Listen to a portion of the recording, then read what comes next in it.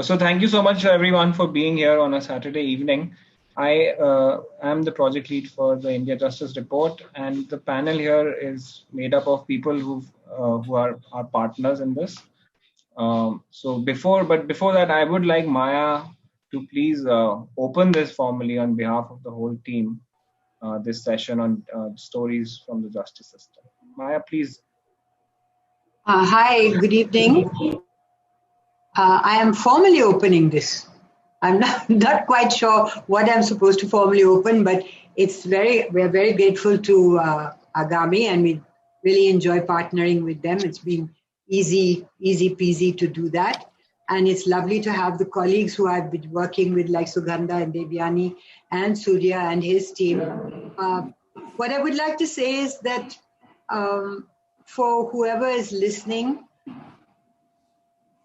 that one of the things that I find very valuable and something worth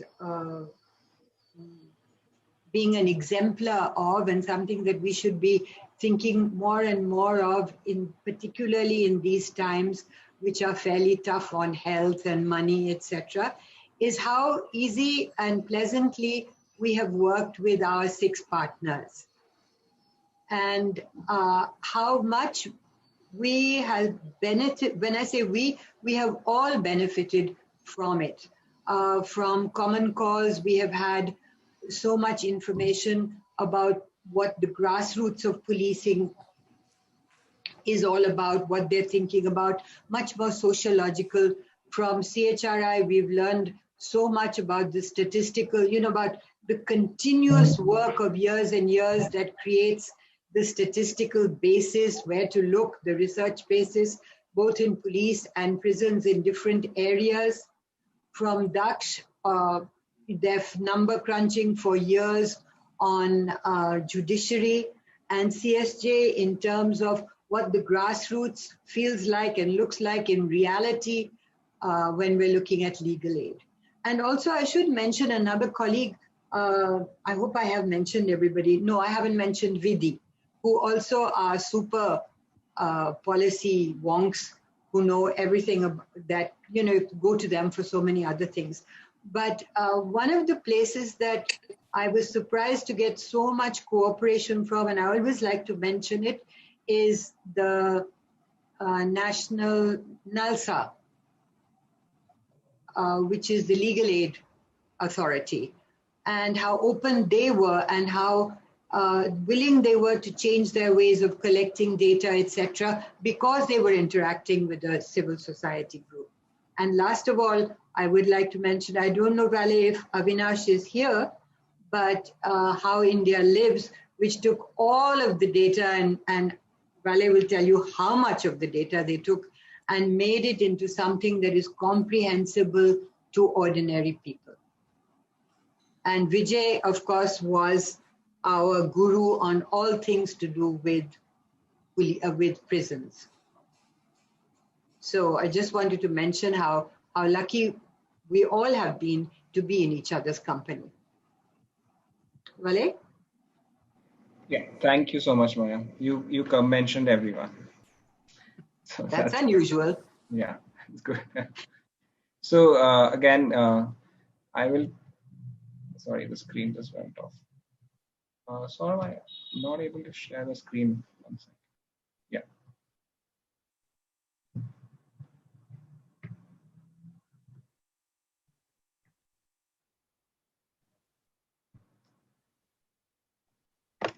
So before we come to actually the stories from the justice system, and we have this panel who can illustrate it, who can really make the system alive with their anecdotes and with their deep experience, I would like to talk for a few minutes about why we did this justice report and why is this special. I mean, so far you would have all seen there is much stronger discourse around, say, the health system, the education system. From the civil society and the research ecosystem, there are various interesting ways to present the data, present the findings, or let's say what the situation is within their respective thematic areas, be it health or education. In the justice system, we had seen that the data is there. There's a lot of qualitative research, and I just want to change the slide. Yeah. But there wasn't, the data was presented often in a siloed manner. So what the justice report does is two things. It firstly ranks the data of the justice system across what are the four fundamental pillars of police, prisons, judiciary, and legal aid. And in doing that, it brings together, as I said, these siloed subsystems. We deliberately, and after much debate, I should say, stuck to only using the government data. So it uses the latest government data. It also uses the state's own benchmarks. And what does it do? It assesses the capacity of each state to deliver justice, and it also captures trends over multiple years on these 87 indicators that you will see. So this is the first ranking in the justice system that covers the four pillars of the justice system. So we measure, as I said, police, prisons, judiciary, legal aid. Under these pillars, we measure several themes, which are budgets, human resources, diversity, which is gender and SC/ST and OBC, and trends. In all, we in the latest 2020 report, we had about 87 indicators, and a lot of them were derived. So they were made using other data points. And on data, we have with us Avinash, who can take up all these, who can take on all the questions. Okay, so we had the pillars, we had the themes, and now we wanted to decide how do we cover this massive country. So we went with the idea of clustering, basically trying to compare like with like. And therefore, we divided Indian states into two clusters that were ranked. Cluster 1, which these are states which have a population of over 1 crore. And then the smaller cluster of 7 states, which have a population of less than 1 crore. But together, these clusters 1 and 2, they cover around or roughly 90% of India's population. We also have a third set of states. These are union territories and 4 states where there is AFSP, Armed Forces Special Powers Act, which completely kind of changes the dynamics of the justice system. So we have not ranked this third cluster, but there is data for all of them.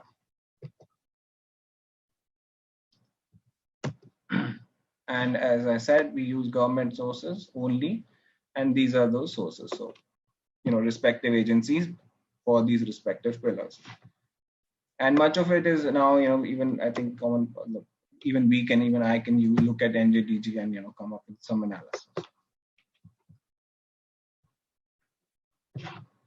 This process of, how do we come to 87 derived indicators, this took us quite a while. And, we first identified what are the things that we would like to measure. Unfortunately, as is with all such studies, we had to leave out a lot. And that was mainly because, either that data point or that information was not available uniformly, or it wasn't lending itself to a fair comparison for a ranking. Now, there's a lot of data out there that one can put, but in a ranking system, which is what we thought was necessary to elevate the discourse in a sort of dramatic way, we had to leave out some information sets. This data was collected, and finally, over 1 lakh data points were collated, analyzed to generate values for those 87 indicators. What are the problems with data?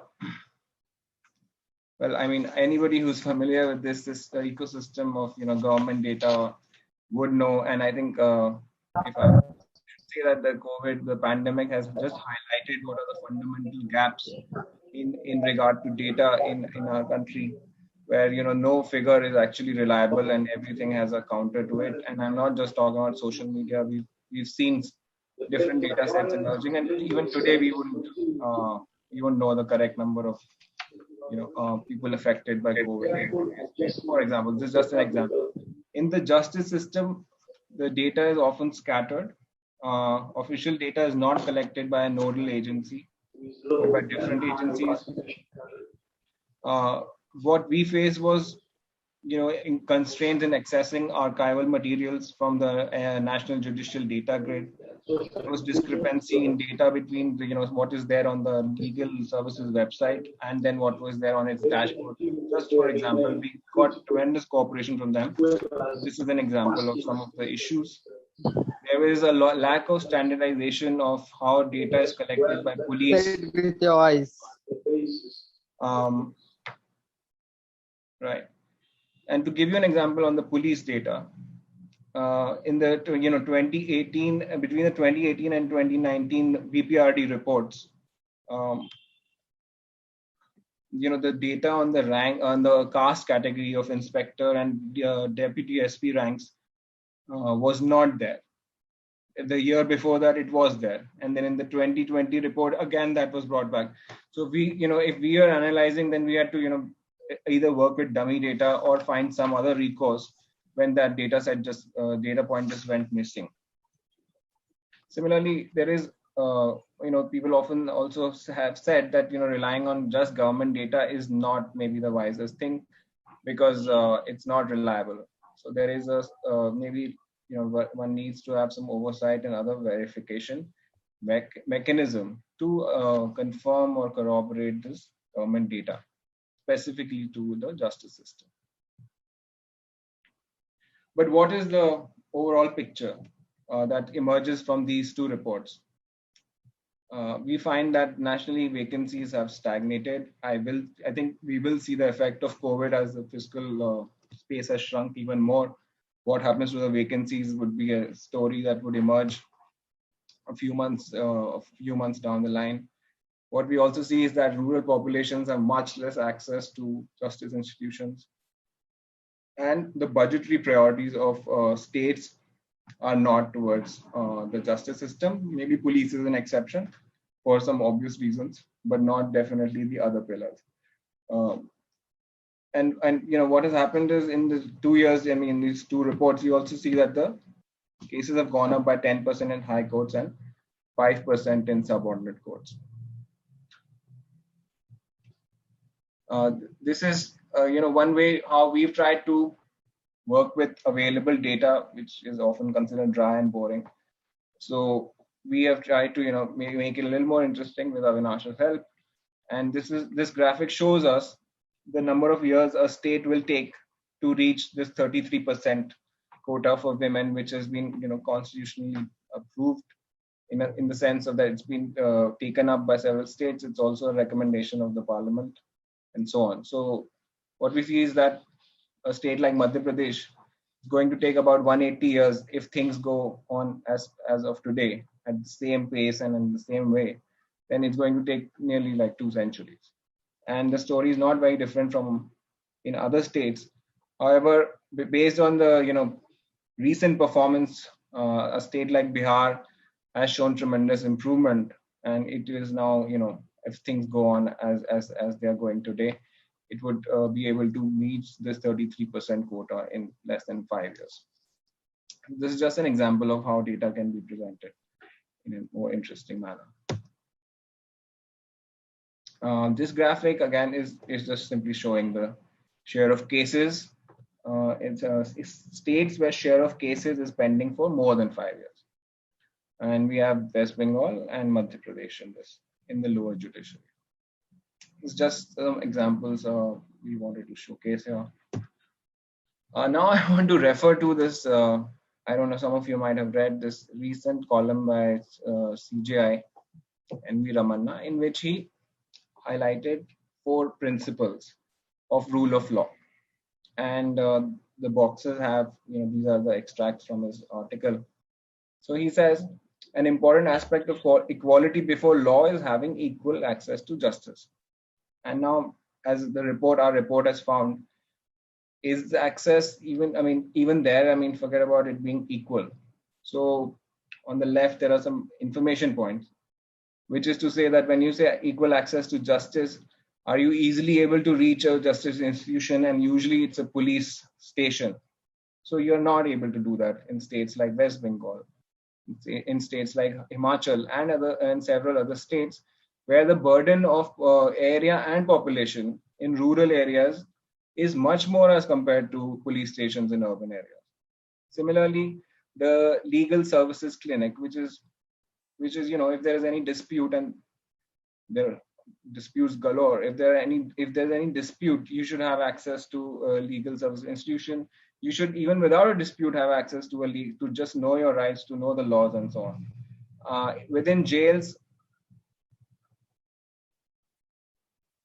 there is hardly, a state which has all the jails equipped with VC facilities.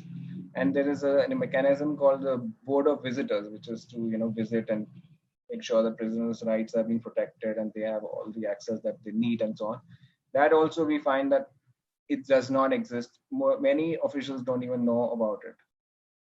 And the last data point on the left of the screen is the data that shows between April 19 and March 20, how many times lawyers interacted with clients, I mean, not with the judge, but with clients over VC. And that is zero in a state like Uttar Pradesh.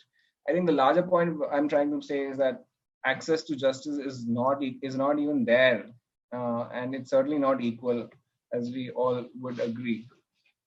The other thing that he said is on the whole point about knowing your rights, knowing your laws. So laws must be clear and accessible. The the legal, and Sugandha, my colleague, and Professor Raghavan also can throw some light on this. But 80% of Indians are eligible for free legal aid. The body that is responsible for that largely is NALSA, and however, data is showing that the budget for NALSA is being reduced year on year, which will not make access to free legal aid easier at all. Similarly, the paralegal volunteers, their numbers have come down in most states and UTs. And the last point about something as basic as a front desk, when somebody who's not aware of his or her rights walks into the District Legal Service Authority office, there's not even a front desk, there's not even an office in most cases. So it just shows kind of the priority when we say that it should be equal access, and it should, it's very far from ground reality. The other 2 points that Honorable CJI mentioned were about gender equality. So the data here again is abysmal. In police, less than 10%, just about 10% women are police women. And in prisons, this is about 13%. And the glass ceiling very much exists, like every other sphere, perhaps a little more in prisons and police.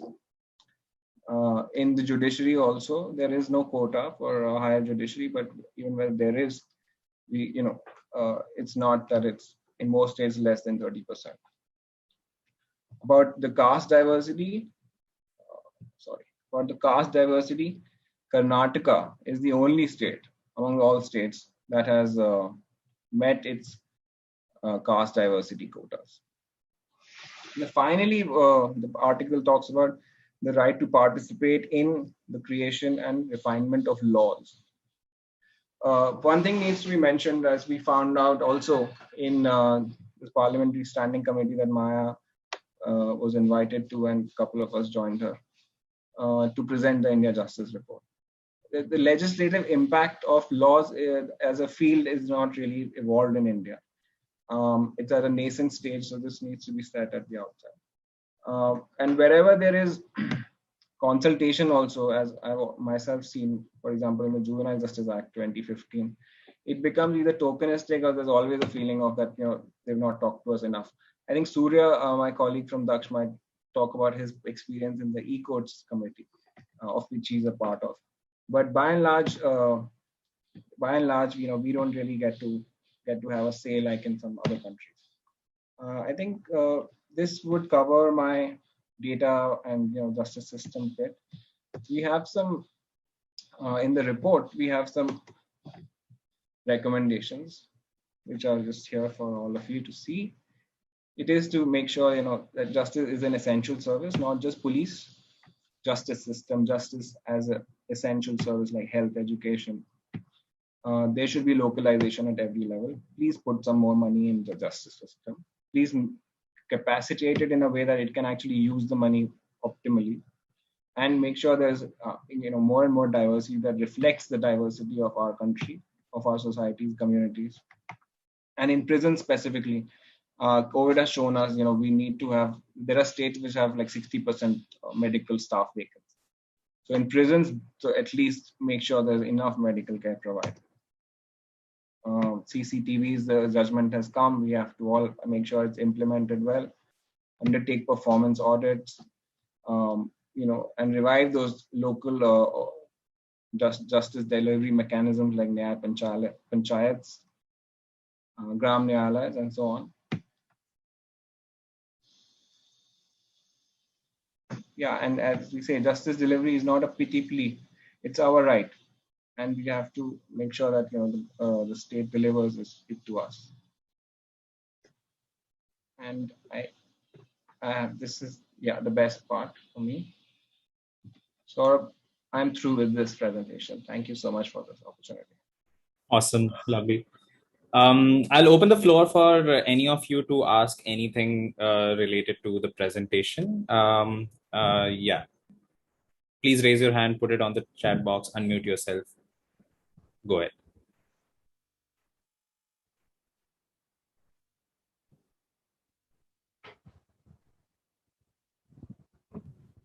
Okay, I have a little question. Maybe this is coming out of just curiosity or mostly out of curiosity and not. Is that Abhineet? Is that you? Abhineet speaking, yes. Yeah.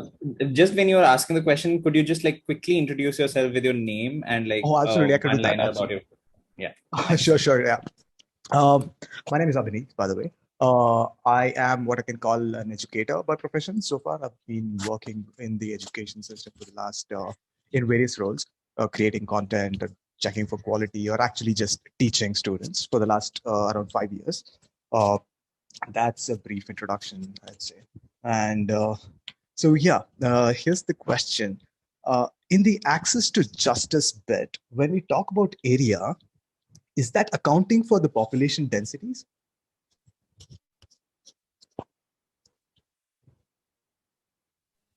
Hello? Avinash, yes. Yeah. So, Abhineet, hi. There are two indicators there.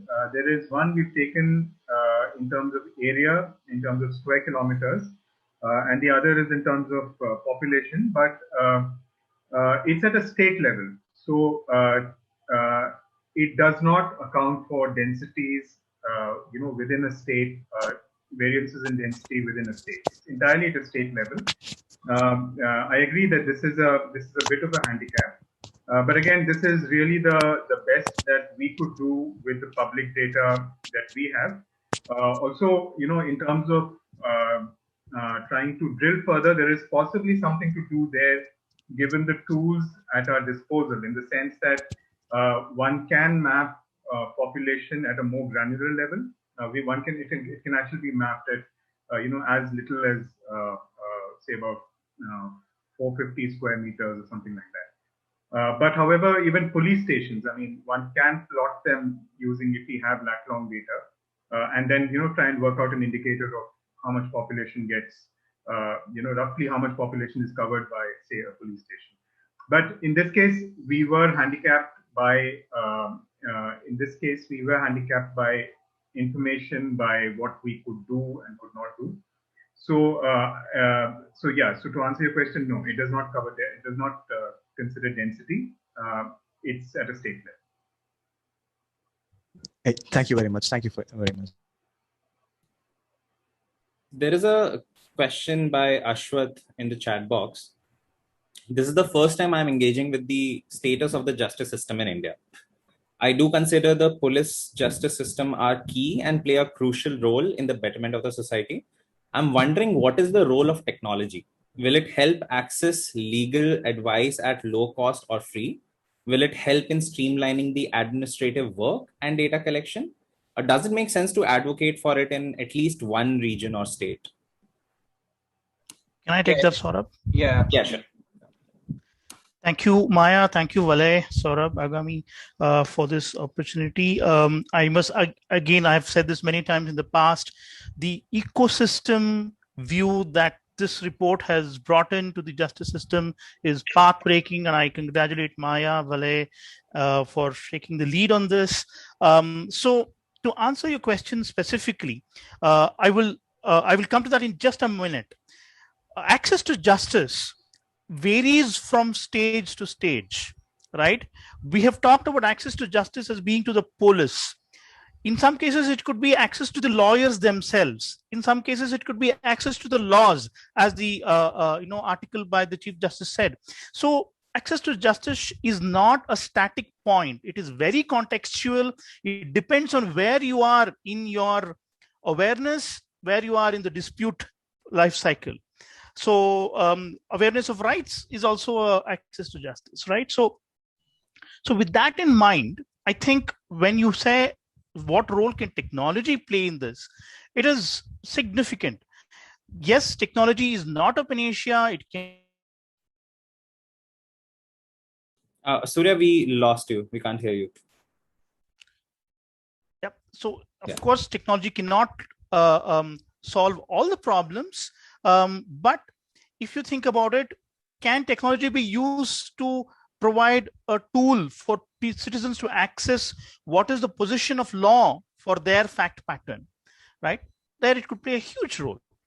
Just access to laws in their languages. How many laws of the land are available in languages that people are used to?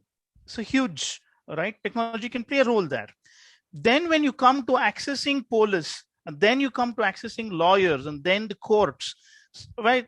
Step by step, technology can start playing a more significant role. Once the institution becomes more complex for people to engage with, technology can play a big role. So does it make sense to advocate it for in at least one region or state? It is being advocated for in the entire country. You should please take a look at the phase 3, which is the eCourts phase 3 draft vision document that has been put out. Agami, DAKSH and Vidhi were a part of that. So please do take a look at that document. You will see how end to end it is being it is being imagined how technology can play a role. Of course, technology cannot solve all the problems. It needs its rails and safeguards, but it can be an enabler.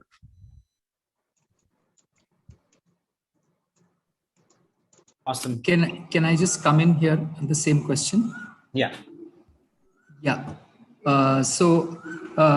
While at a larger level, technology can definitely play an important role, but I'm just trying to bring a couple of situations before us, which will tell us how complex this whole issue of role of technology can be.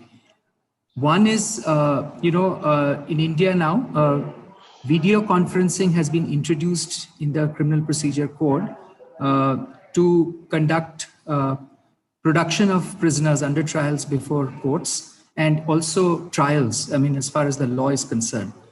Now, let's look at how it actually plays out. Wherever video conferencing, in fact, there's a large number of prisons and which have now been connected with video linkage with the courts. And so, for example, earlier, the law is that you have to be produced before a magistrate or a judge every 14 days, within 14 days. And that used to be physical production. And of course, there were many problems related to that because, the role of the job of producing under trials before the courts is the job of the police as per the CRPC. And so for police, this is not a high priority area. Because police has many functions to play, law and order and bandobast and VIP security and riots and all of that, crime investigation, etc.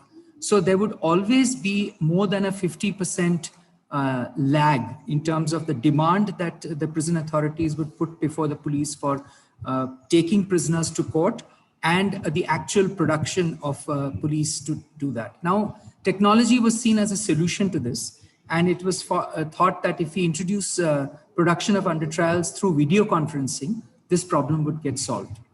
And so it was invested in a very heavy way across the country. You now have large numbers, as I said, where video conferencing is being used. But what has been the outcome of that? Number one, under trials access to lawyers and family members has got restricted. Because earlier they would be taken to court where it was a more open area where the under trial could meet the lawyer, talk to the lawyer. Sometimes even if they don't have a lawyer, they could request people here and there that can I, suggest as lawyer, and somebody would come forward, etc., etc. Secondly, family members found it easier to meet their their relative in court rather than in prison, because that's a more difficult area in terms of mulakat facilities. So that has been one of the, so while it has eased up the whole issue of producing under trials through video linkage, their access to justice has got compromised. So that's the, secondly, even through video linkage, there are huge problems in terms of not having, access to many of the, power shortages, outages, and therefore even the judges also, when they, many times they don't have the time to, attend to a video linkage session. So they would just give a written, like on the warrant itself, write that yes, the person can be reproduced next time. So this is one example. On the positive side, when the pandemic struck, physical mulakats were suspended across the country. And many of the prison authorities have started video calls by introducing smartphones. And that has been a huge boon, at least to fill the gap to some extent. So that is one example where actually there has been an advantage of using of technology. And the third one I would like to say is because of the pandemic again, physical appearances in courts were almost suspended for more than a year, and virtual hearings were conducted. But there is a huge digital divide here, even in terms of lawyers' access to video linkages. And that has actually been I would say that this 1.5 years has been, I would say there's almost been a virtual lockdown of the courts because of, so only urgent matters have been heard. I'm not talking of the high courts and Supreme Courts, because very small percentage of people actually reach the high courts and the Supreme Court. I'm talking of the district courts, and especially the metropolitan magistrates courts. Courts have been on a virtual lockdown. Trials have been completely suspended, and only urgent bail matters are being heard, and that too after a great amount of difficulty. So yes, technology can be a solution, but we have to be very careful about how we go about implementing it. Maja, do you want to respond to this? Yeah, sure. I just want to say that I really agree with Vijay. And also in terms of, I just want to talk about two things. One is area. The gentleman who asked about the area, what we took account of was, of course, what we could find, and it's still very nascent and rudimentary. But the principle behind all of the data collection is something that I would like to talk about, which is that when we were looking at it, we were looking at the whether can everybody get to a police station or a court or a legal aid service in the same facility with the same ease as everybody else. And we found, no, you can't. The practical thing that the police always say, or legal aid or anybody says, is that, look, in the middle of a Rajasthan desert, there are hardly any people, and it's far away from everybody. So it doesn't make practical sense to have a great big police station there, or the same amount of policing there as you have in other places. So my answer to that is fine. That's one way of looking at it. Another way of looking at it is, if a woman is hurt, harmed, a child is kidnapped, a man is exploited, will he have to walk for 400 kilometers and 3 days before he can get to justice? If you can't put a police station there, put in technology, put in anything you have to. But my person living there, Maja Daruwala living in the middle of the Thar desert, must be able to get the same level of help from the state that she needs. So the reason I'm giving you this example with so much emphasis is to say that all of this technology that is being brought in must be brought in with some principles behind it. Is it control or is it accountability? How much technology has been brought in to indicate that there will be much more accountability in the system, as opposed to how much control there is of the system? And whose convenience is this for? This VC example, that has taken away so much of the protection that used to be afforded by a physical hearing to this video conferencing is taken away at the cost of the accused, because the accused is felt, who is this rubbish fellow?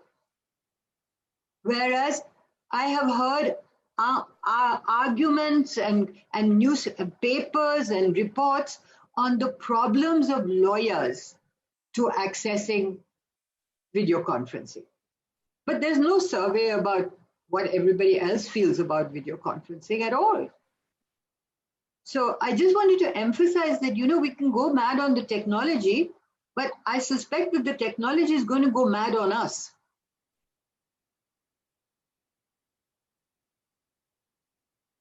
That's very well put. Yeah. Sabha, I think, yeah. Ashwat, do you want to unmute yourself and state the comment? Yeah. Yeah. So thank you so much. As I just mentioned, I think there's a lot more nuances that has come out from your responses. And this is the first time I'm actually engaging in the status of Indian justice system. I feel that this is actually a good spark for me also to read, to kind of start engaging more with this. So thank you so much for taking the time and sharing that. Awesome.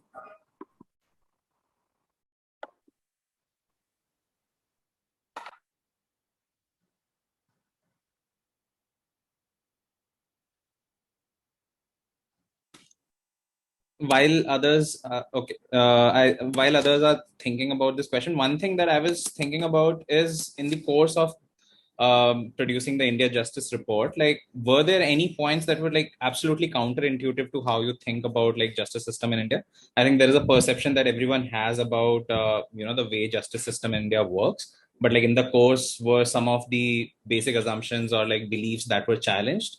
And what were they? Like, that is something that I'm curious to understand from all of you, or if there is something that surprised you in the course. And this, anyone, please feel free to answer that question. Yeah.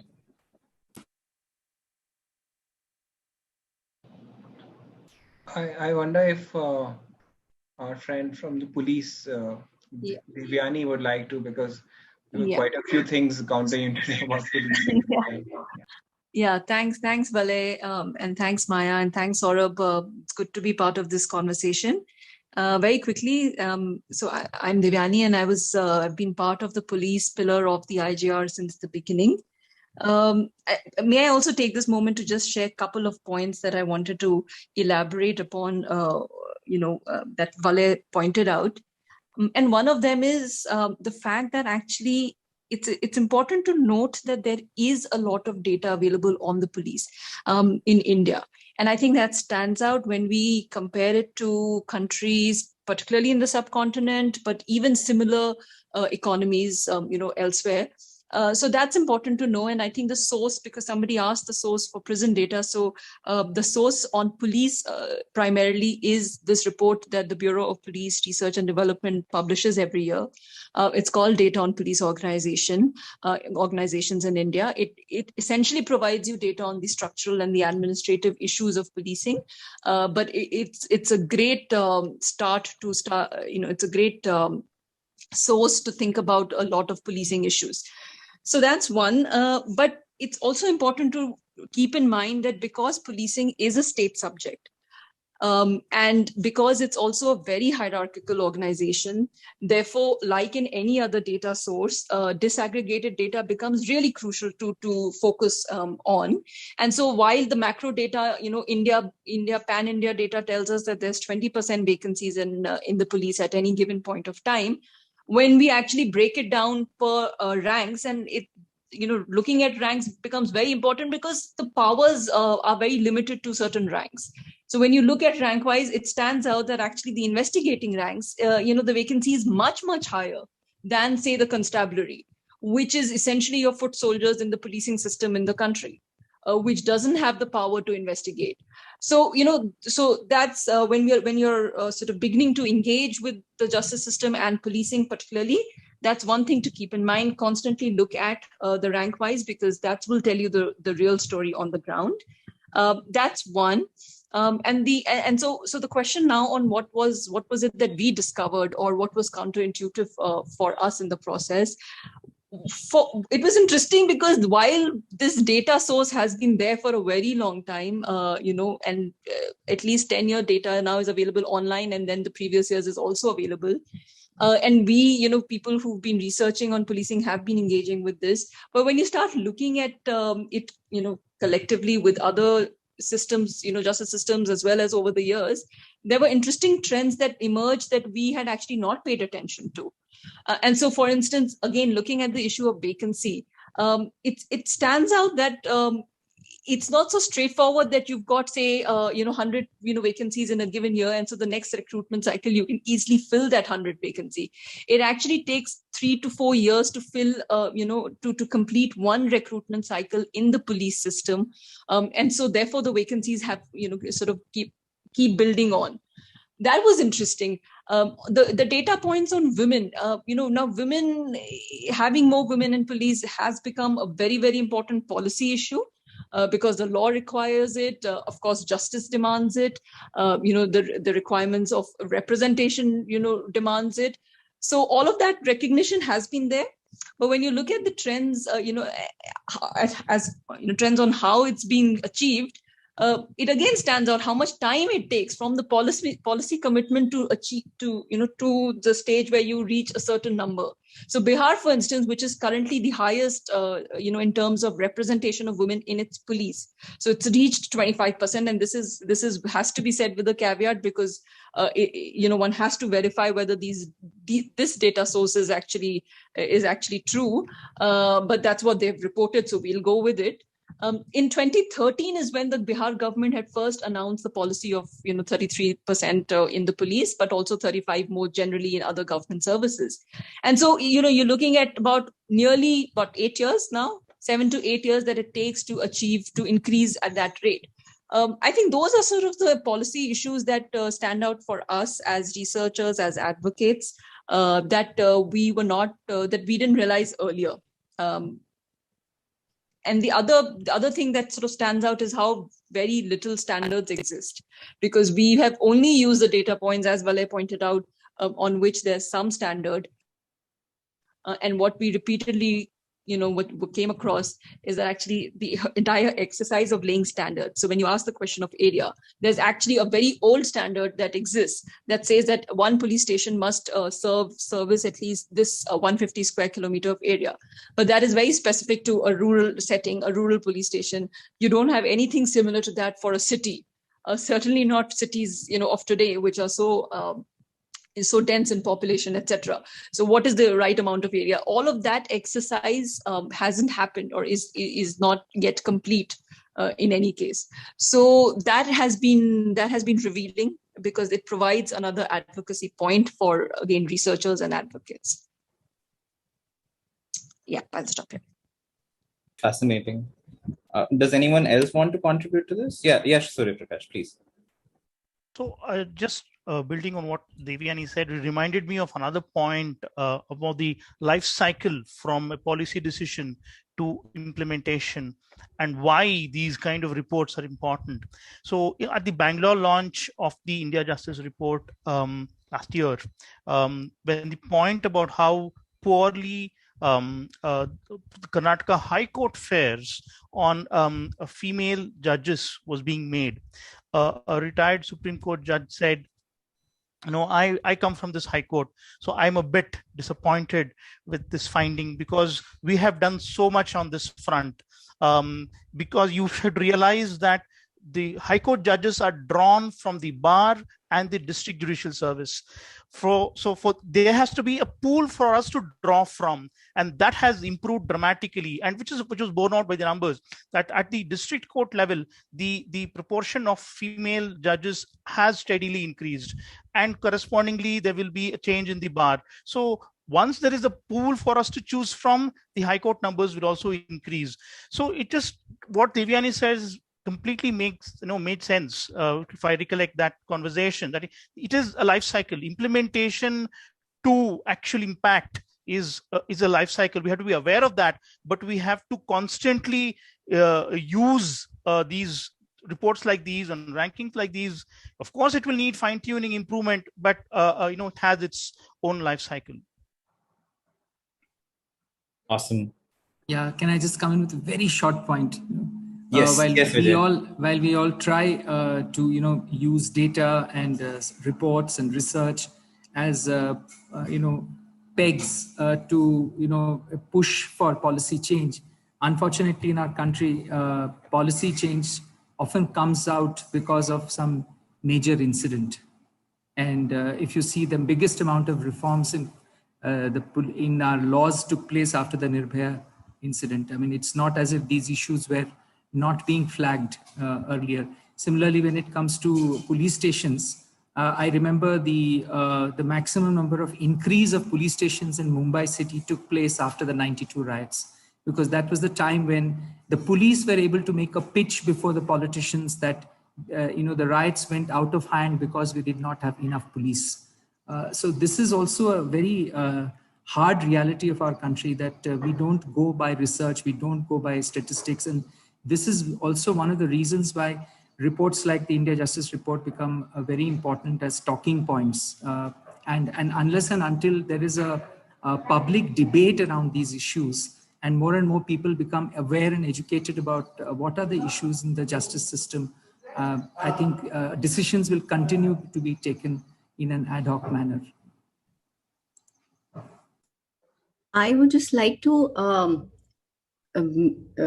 stress on the point that Devyani made on the lack of standards, or I would actually want to make a point on the basis of forming a particular standard. So, for example, the Model Prison Manual, it lays down that there should be one medical staff 300 prisoners, right?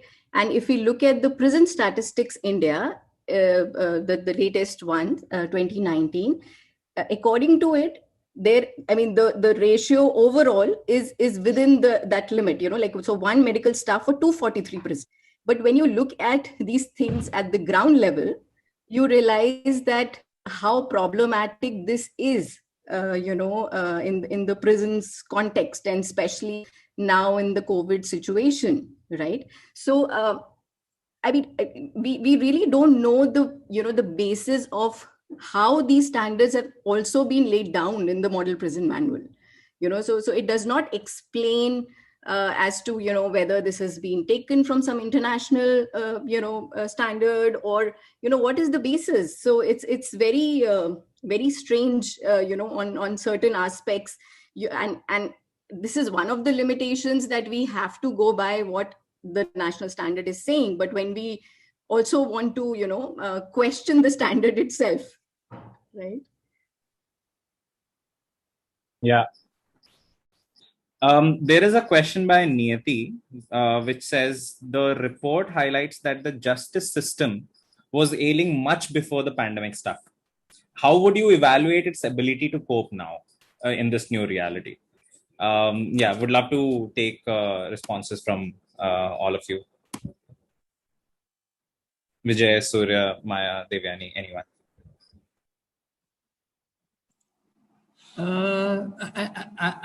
At least as far as prisons are concerned, I have understanding about prisons and legal aid to some extent.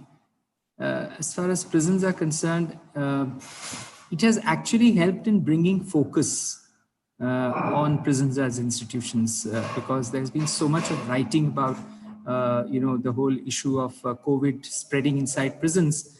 And I'm afraid, as far as the administration is concerned, not necessarily from a very humanistic point of view, but more from a fear factor point of view, that if it spreads and if there are deaths, and how the whole world will come crashing on them, and therefore one needs to do something. So there has been an attempt to address at least some of the gaps, especially for example in Maharashtra, for example, the Bombay High Court took a very strong position on this and has looked at the whole issue of vacancies in medical posts, and has instructed the government that within this month, by the end of July, all medical positions should be filled up.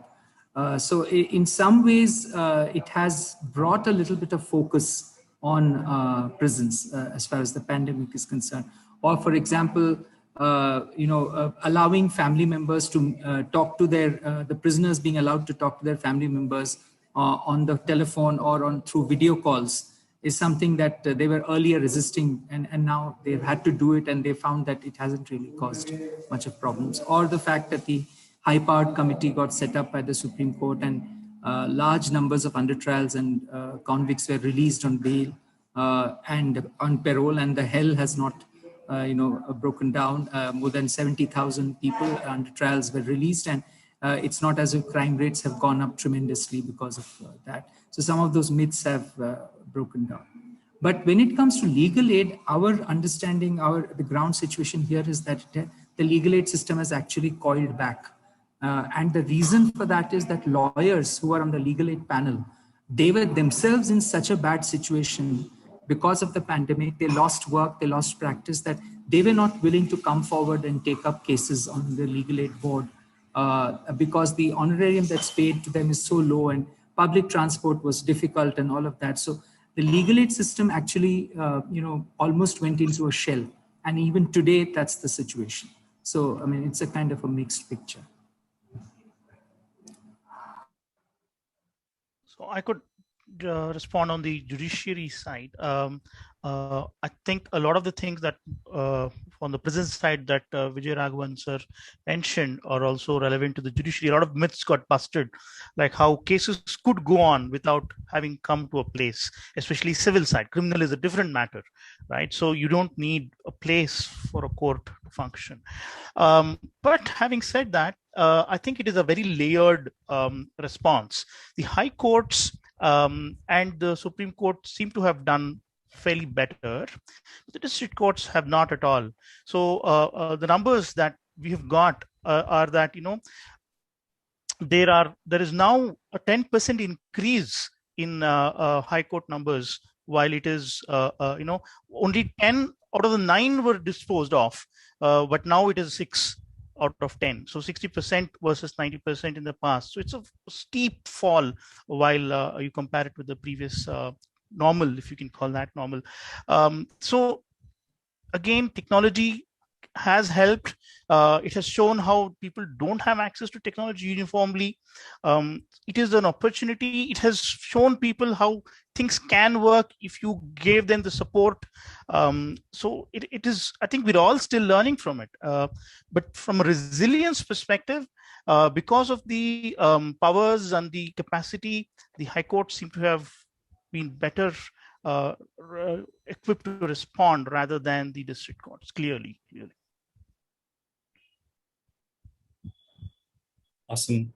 I would like to just say one thing, that we did a crude analysis of the rankings of the Justice Report with the rankings of, say, ease of doing business, or there is another status of investment potential index. What we see is that the states that have that seem to have a better justice system are also the states that are doing better on those financial indices. So therefore, in general, the southern states do much better than the states in the north. And obviously, it's UP. You said counterintuitive, so UP was not counterintuitive. Tamil Nadu coming behind, or Kerala coming behind on some indicators was counterintuitive. So, for example, Maja would never agree that the police in Kerala is worse off in terms of capacity than, say, Bihar. So these were some of the things that the last data sets managed to hide or can mislead in a sense. So we are careful. We're careful about that. How will it cope in the future? I think we haven't really mentioned rights in this conversation. So I think the justice system and its performance is also manifested in how citizens themselves feel about the justice system. And that is something that I suppose is a lived experience, and for each one it's different. But we have seen over the last 2-3 years the kind of clampdown that has happened by the law enforcement, and we've also seen the oversight practiced by the judiciary. So these are questions that go beyond data. and these are political questions. So when we say how will the system cope after the pandemic, I think we have to keep in mind also that, as Maya said, what is this technology for? If you make your police like American police, US police, what will it be used for? And so on. So those are also questions that I suppose there's no answer to that question yet, but yeah, those are questions that we have to keep in mind. Vineet, you had asked a question. Do you want to ask that? Sure. I think Vijayanagan maybe has answered that. I was just trying to read the chat there. So you had mentioned about a few thousand prisoners that were released, right? Not prisoners. In fact, they're under trials, right? They were released, and you mentioned that no help, frankly, broke loose. I was just kind of wondering, was there a basis on which they were released? I mean, were they segregated, categorized as different kinds of under trials? Yes. Okay. So basically, the Supreme Court set up what are known as high part committees in each state, which is chaired by the chairperson of the State Legal Services Authority, the Home Secretary, and the DG Prisons. And this 3-member committee was asked to identify categories of prisoners who could be considered for release. And they kind of identified categories. Most of them have looked at prisoners who are arrested for less serious offenses or persons with beyond a certain age, like in some HPCs looked at that 70 plus prisoners or age wise. Some looked at comorbidities, very few actually. Most of them looked at offense category.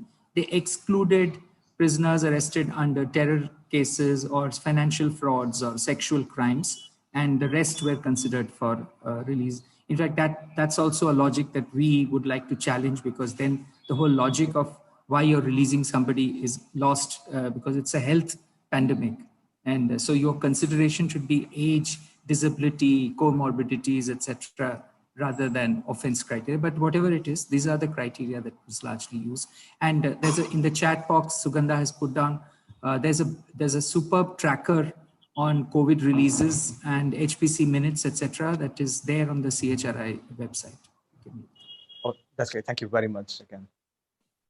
Awesome. We are near time, but one last question that I want to ask all the experts available here.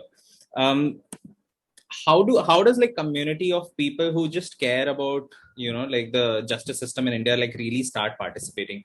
I think people who don't necessarily come from a legal background or like has access to like that sort of expert knowledge, but are keen on contributing and participating in this space. Like how does one like begin to start engaging on this, and what are some of the things that they can do? That's just an open question for all of us.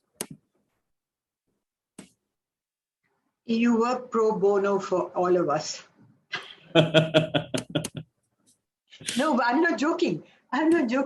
You see, presently, quite seriously, I'm not talking about the India Justice Report. I'm talking about people like Vijay and all of the other people who are NGOs, people who are academics, etc. As we go forward, what I'm seeing is that the space for conversation has reduced. So we want to have conversations. Very much we are accused of, oh, you're talking to each other, oh, you're an echo chamber. But we're an echo chamber unless somebody starts listening. And of course, now we have social media and all of these things, and none of us are not aware of this. So we want to talk about, we use these spaces, etc. But we also want other people to start engaging. And don't start engaging, I would say, starry-eyed, that, you will engage and we will change the system. I've been working on it unsuccessfully for 25, 30 years. Now, that could be because I'm just plain dumb, but it also could be that it's a very hard thing to keep on changing, And the other thing is, very slowly, these kinds of things that we attempt, like getting data together, somebody asked this question about it, and I wanted to also talk about it, is that One of the things that I was really surprised about is that if a group of people like ourselves could get together on an idea, why is it that people who are working on it day to day, like your DG of prisons and your police, somebody or the other, why are they not looking at data across departments? Because how do you make policies if you're a chief secretary and you only have a partial data set? Wouldn't you like to have a full data set on a spreadsheet in front of you?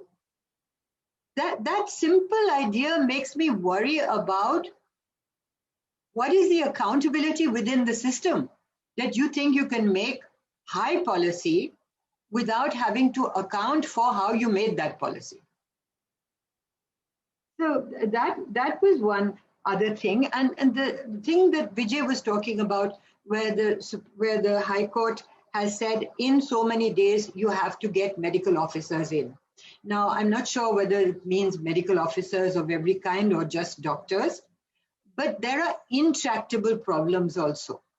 Across India, for even people like Medanta, doctors are at a premium.